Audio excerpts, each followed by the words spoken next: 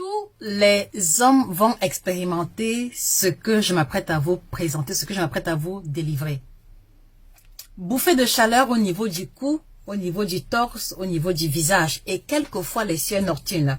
D'accord? La diminution de la libido. Un homme qui avant avait besoin de faire l'amour peut-être 5 fois par semaine. Aujourd'hui, il a envie peut-être une seule fois.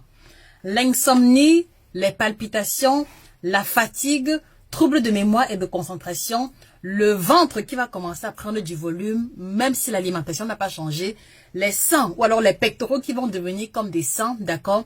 Voilà également un autre signe qui est très visible chez les hommes à partir de 45 ans. Et la liste continue.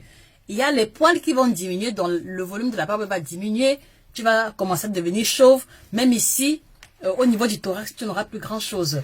La fatigue chronique, d'accord, les os qui font mal, la fatigue et puis maintenant l'hypertension et le diabète. Alors, à quoi renvoient tous ces symptômes que j'ai listés?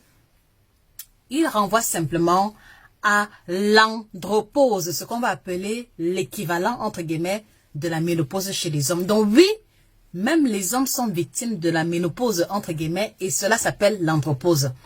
Alors, pourquoi je vous en parle? Parce que beaucoup d'hommes qui ont plus de 45 ans souffrent en silence de ces malaises-là et ne réalisent pas que ceci est le signal fort que leur organisme les envoie pour les pousser à faire une transition alimentaire dans cette direction.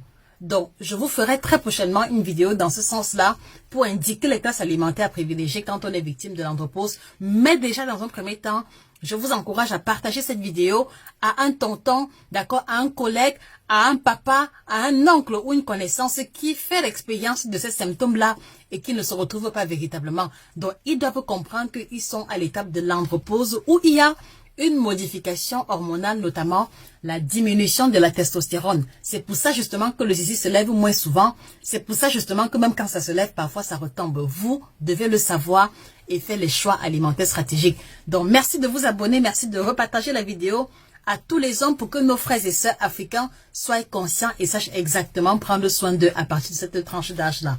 L'information, je la tire de ce livre, Performance sexuelle au top, que tout homme africain devrait avoir. 400 pages d'informations illustrées en couleur juste pour votre édification. On se dit à très bientôt. Au revoir.